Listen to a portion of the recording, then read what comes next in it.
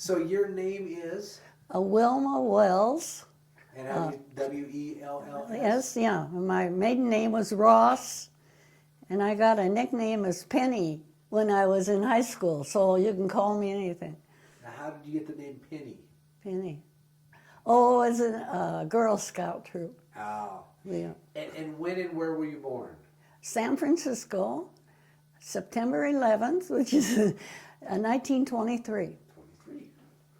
Same year as my dad. My dad was January 3rd. 23. So San Francisco, did you grow up in San Francisco? No, I came up here when I was about 5 years old, because my mother had family up here, and my dad was having a hard time getting a job. Does that sound familiar? Yeah, like you said, you were just coming out of the Depression. Yeah. And what did your dad do? He did everything. He was mostly carpenter. He was in the carpenters, you know. And did your mom work out of the house? Or Yeah, yeah. yeah. Oh, she did? What did your mom do? Housekeeper, yeah. Because she didn't have a lot of training, you know. I lived in an apartment where the Space Needle is now, Clinton Apartments. Wow. So you grew up then in Seattle? yeah, yes. What was it like being a little girl in Seattle then? What did you do for fun as a little girl? Well, we had lots of fun because my mother had a big family, and I had lots of aunts and cousins. And we had lots of good times together. We do old-fashioned things like taffy pulls, you know, and we have good times together.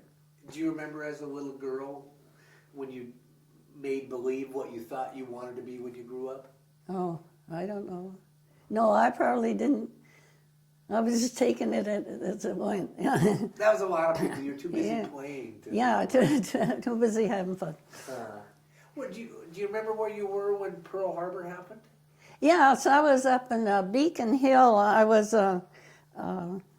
My folks lived in Beacon Hill, and I had a room upstairs. You know, I don't remember exactly the month, but that I was moved in with them. But I'd been to college for a year, and that wasn't for me. So, but yeah, so I remember. Was that scary? I mean, I can't imagine what it was like. Well, it changed, of course, a lot of things. The rationing, you know, that we had, which wasn't bad. You could put up with that, except the gasoline. You know, there was all rations. You know, and you had but the buses. I got to work by bus mostly. I worked mostly on the swing shift. You know, late afternoon. So how did you start working at Boeing? How did they find you, or did you find them? There was it was a training session for, it was a national thing, and I went to school and learned how to be a bucker, and then, you know, and then a riveter at the school. And it was down in Georgetown someplace.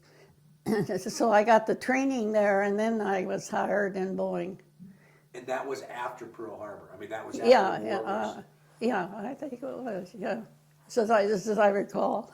Was that unheard of for a woman to be doing this type of work at that?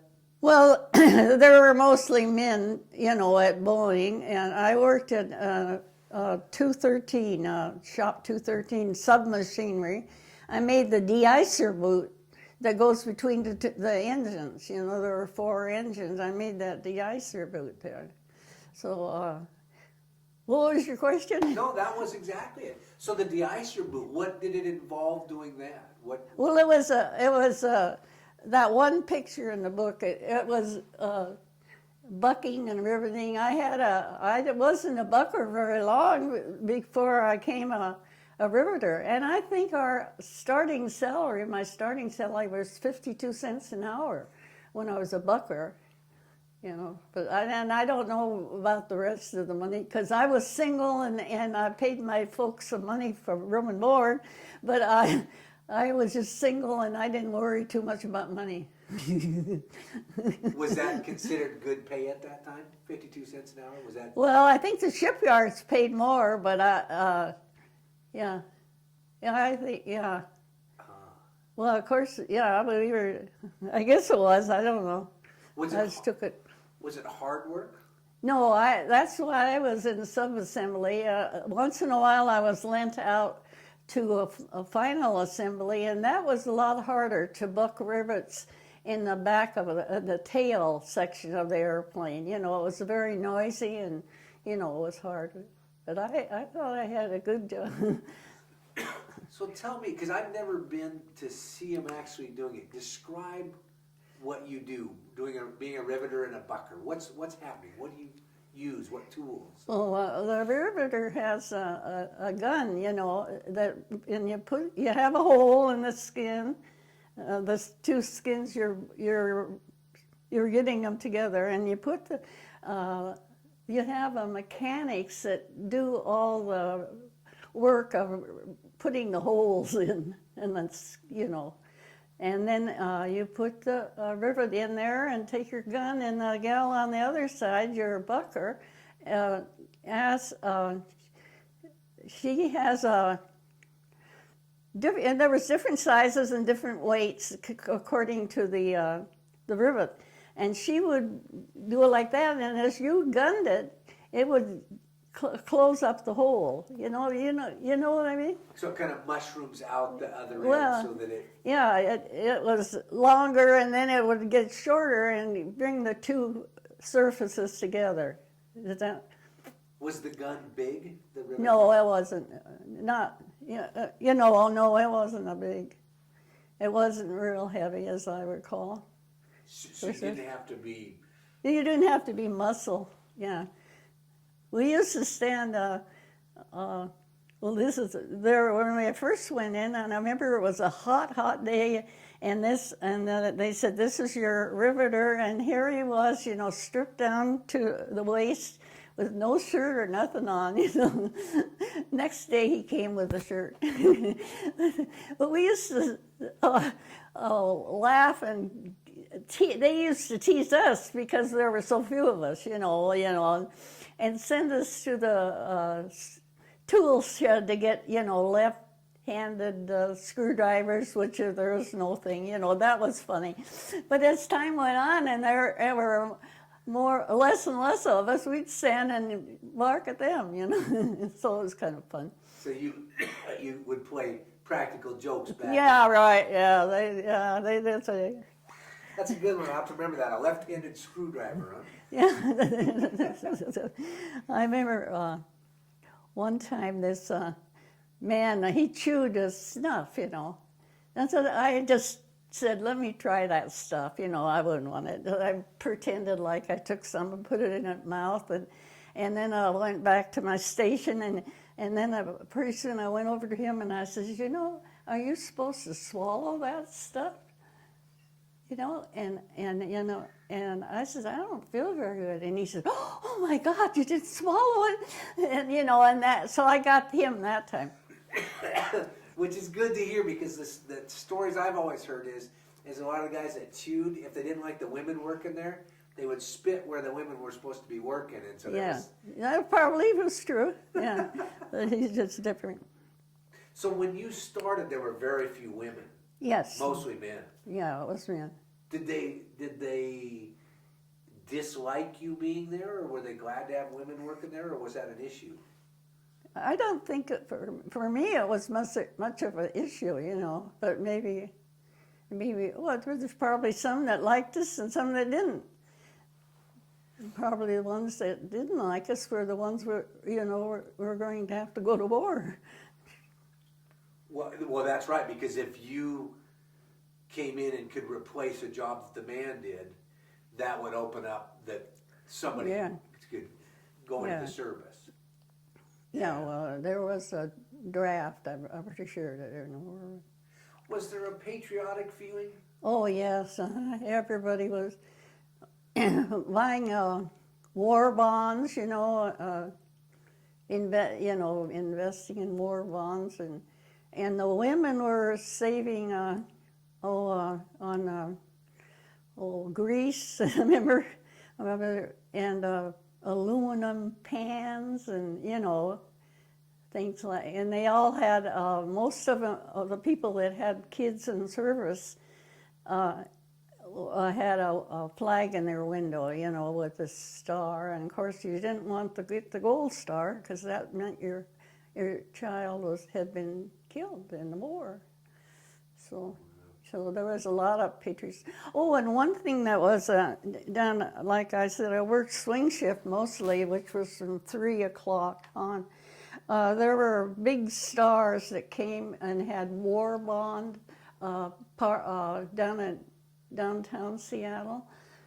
There were, and they put on, entertainment. And so a lot of times I could go see like Bob Hope. I remember Bob Hope and Francis Langford, and I have a story about that. But and then go to work, But there was a lot of patriotism, and a lot of people. Everybody helped out because it was, it's a little different today. Now tell me about. You said you had a story about. Francis. Well, one day I went down to the bond to see the bond drive, and it was Bob Hope and Francis Langford. And at that time, the one thing that we had to kind of deal with the public was we wore slacks. That's when we started wearing slacks, and I had nice slack outfits, And I was one big hotel down in Seattle. I can't think the name. And I walked in with slacks, and they weren't letting me into the restaurant because I had slacks. My girl was wearing slacks. I was wearing pants, And my girlfriend that worked down there that I had lunch for, she had a dress, a skirt and blouse on.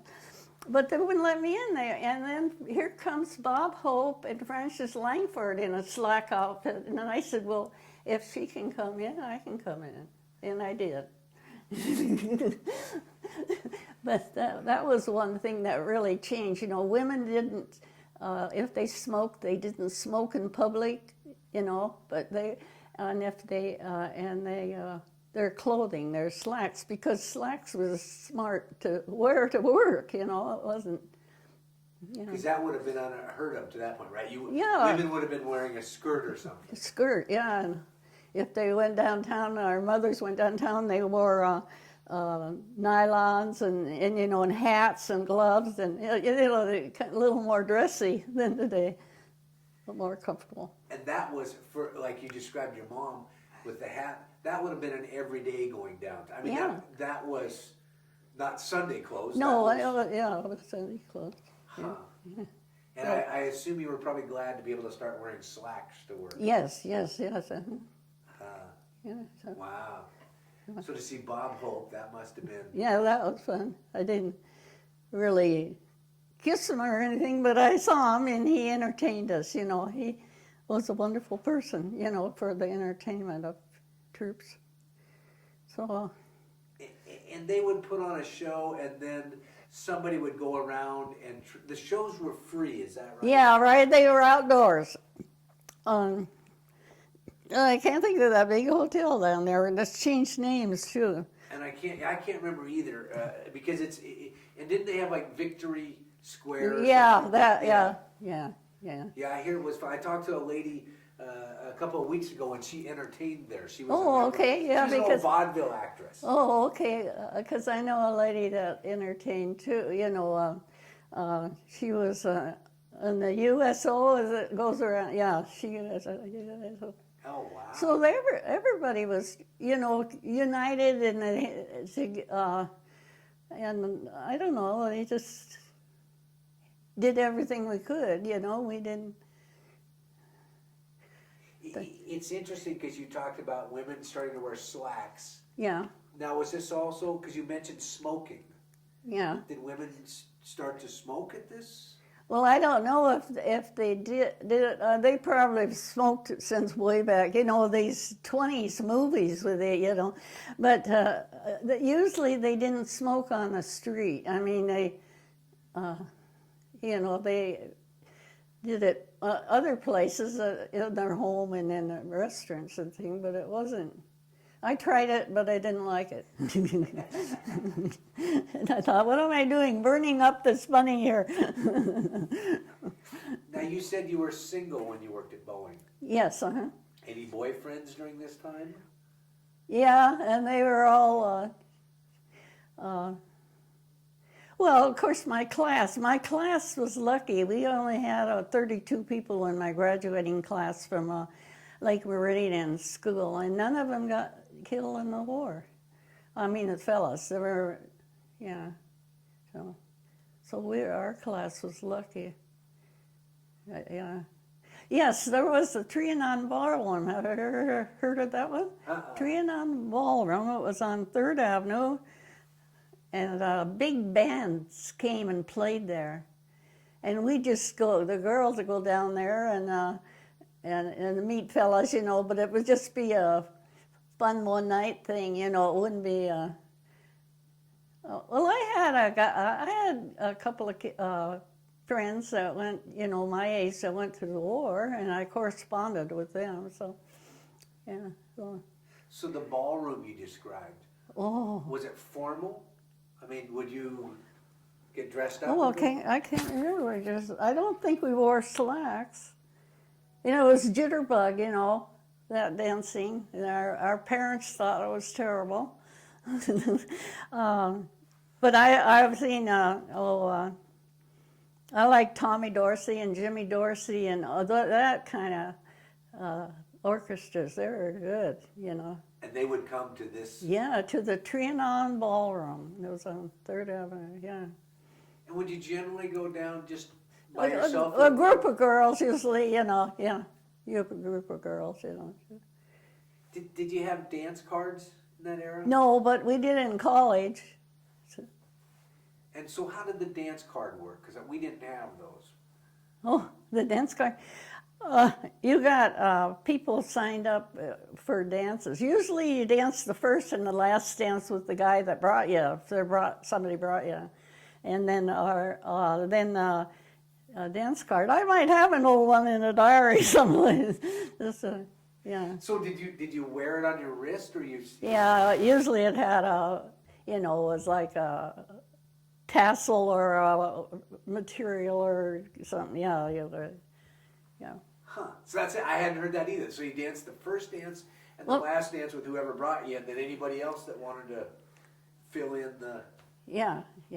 So, how I met my husband was at a dance, and that was a mixer. I was going to the University of Washington, and it was a mixer, and we took off one shoe and threw it into a pile in the middle of the floor, because this was a small group. It wasn't a big public thing. And the guy went and got the shoe, and then he found out the girl that it fit, and he had to dance with it.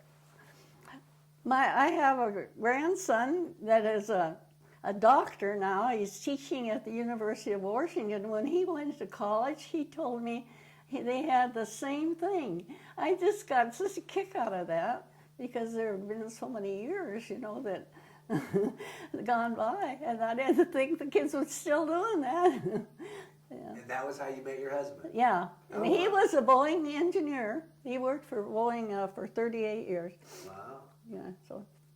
What was dating like back at the time when you were Rosie the Riveter? I mean, did you go out on dinner dates, or did you just go down? Maybe to the show, just to the show. There was one kid in high school, and we went roller skating. He liked to roller skate.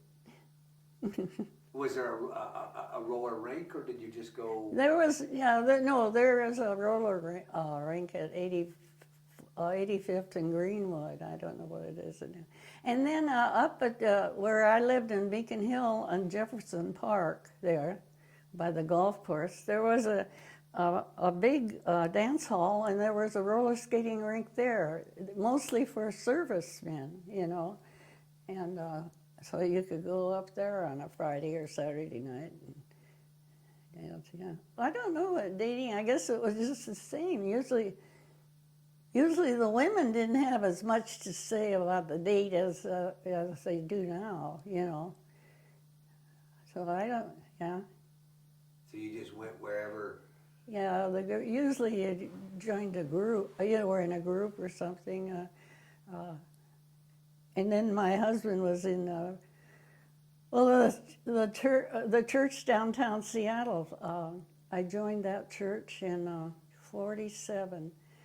And that's the one they're going to turn down and relocate into Belltown. So, and that was, churches were a good place to meet fellas. So. Still is. Yes, it is. Yeah. Which probably would make your parents happy if they. Yes, yeah. Was it do you think it was a more innocent time? Oh yeah, but yeah, it's especially if you think for women, maybe not guys. I don't know. Because it sounds like you could go to that to the ballroom. You didn't have to worry about being ganged or and harassed. Yeah. And, no. Was it more chivalry, more gentlemanlike? Do you think? Yeah, they held the doors open and the chairs for you. You know, yeah, they don't do that. How long did you work at Boeing? Just during the wartime? Yes, I was trying to think. I think I quit before the war ended. I went to the university, I think, yeah. So, and I didn't, that was a place that, too, at the university that was very prejudiced against women because there were, at that time, there were only about, you could become a teacher or a nurse or a librarian.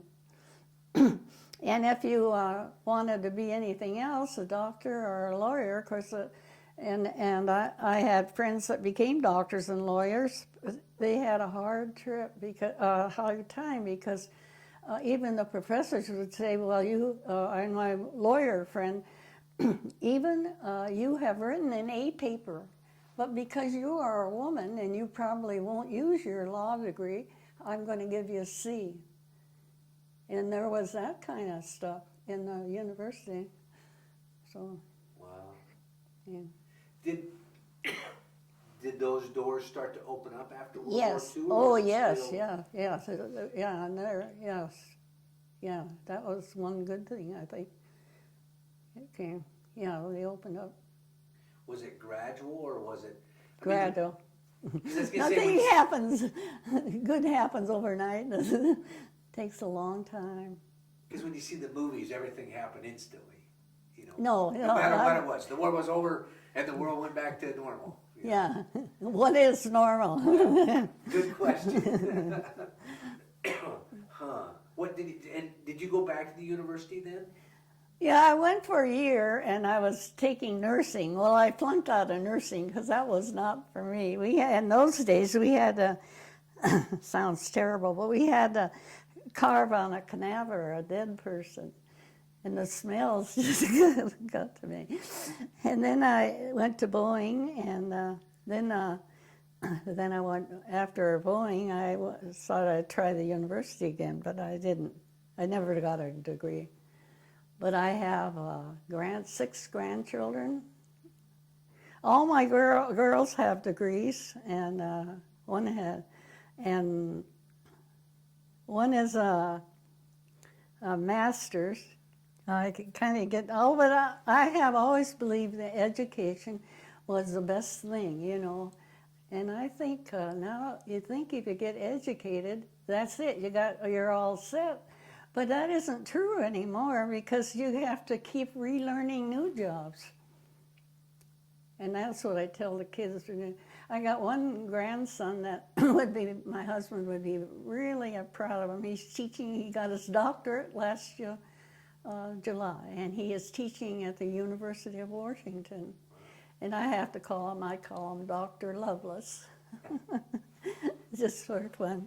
Now, did you say that you had a daughter that... Works at Boeing? Yes. Yeah. Now, what does she do at Boeing? I mean, Well, she was a technical illustrator as her name, yeah. now could you imagine when you went to Boeing that there would be a woman technical illustrator? No, no, that's, yeah. So you, and you probably didn't realize it at the time, No, were opening the door for your granddaughter. yeah. Or Yeah, our daughter. daughter, yeah. I think her grandson, yeah. Yes, well, her grandson, different.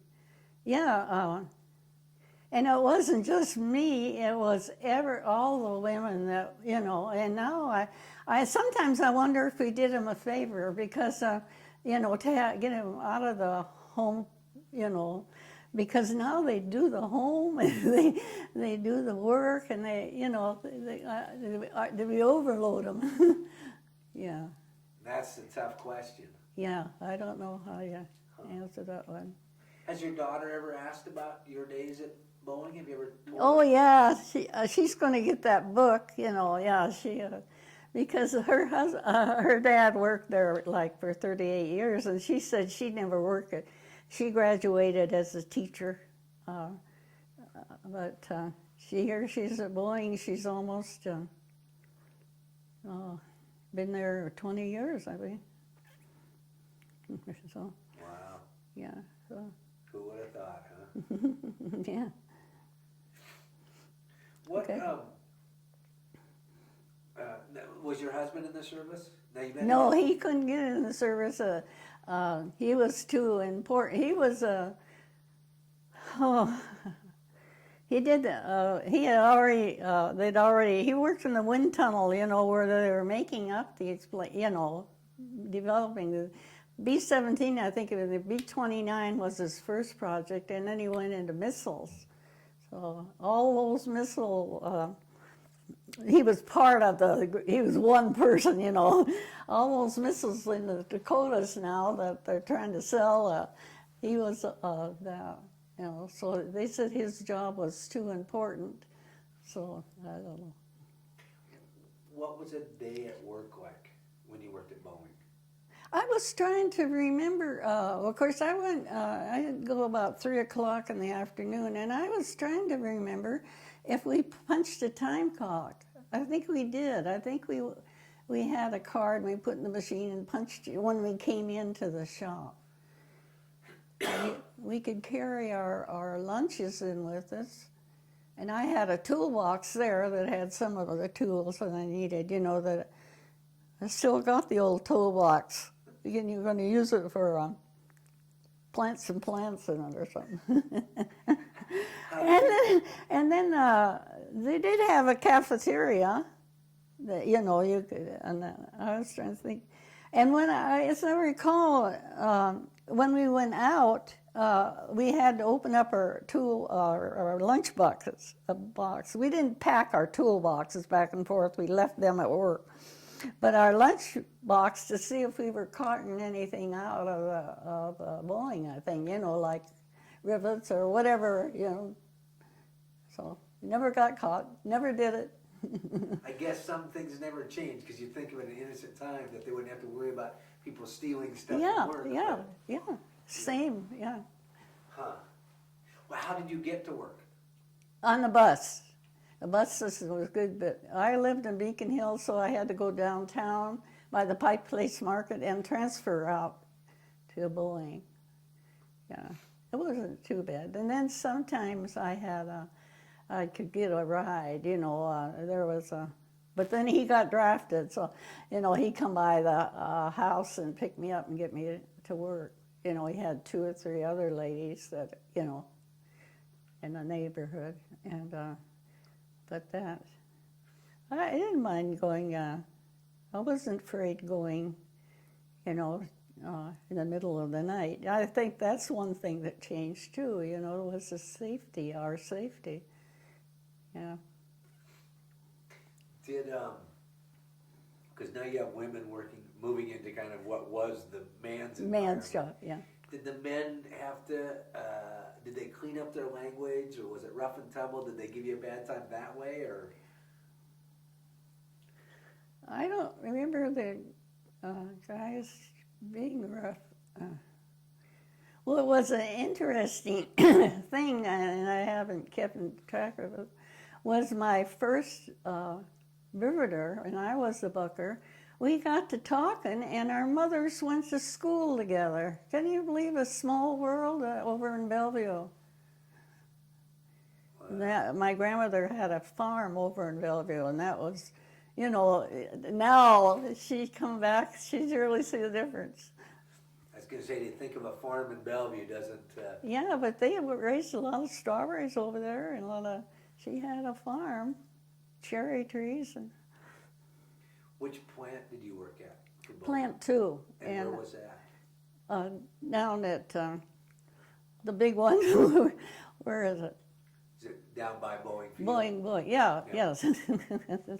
And I worked in, shop was 213, upstairs in sub-assembly, mostly, but they could call you, you know, if they were short-handed and you could do the work, they could transfer, you know.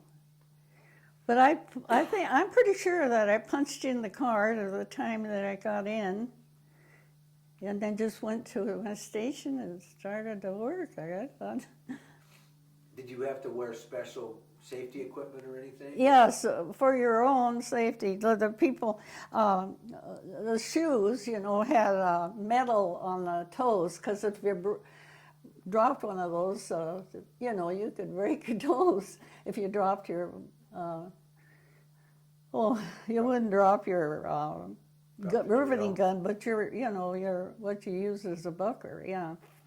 And then you put your hair up, because most of us had long page boys, and every once in a while they'd pass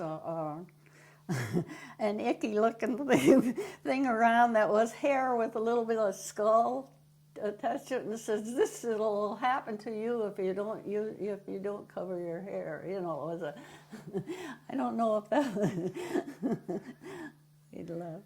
That probably scared you enough that you kept your hair up. Yeah, but no, it was a safe thing and a smart thing to do. You don't want to get your, you know, you could just bend over and get that thing whirling in your hair, and, you know, just like putting your finger in a blender, yeah. So when you put your hair up, I see like your shirt, Yeah. the woman with kind of the kerchief. Yeah, right. Was that kind of the traditional? Yeah, they didn't have them. Yeah, that was traditional. Yeah, if you see the pictures, you know, they were all wearing their, yeah. So all the women had. Yeah, their hair up. Yeah. Unless you had short hair. Yeah. I just got mine cut short. Did you like working at Boeing? Was it a good job? Or? Oh yes, because that was my first job, so I didn't have anything to compare it with. You know, I mean, no, but I liked it. Yeah. But after the war was over, we went back. Most of us went back to homes. You know, of course, we got married and had family. So I never worked. Well, I worked at my church for 6 years. I was hired for 2 months, and I worked for 6 years, so I did pretty good on that. Wow. It's interesting because you left before the war was over, correct? From Boeing? Yeah. So, yeah. Because I know some women were still there at the end of the war. Yeah. And they liked doing what they did. So they stayed? Well, but some of them, they said, "Thank you very much, there's men coming back now." And yeah, well, that was the, yep.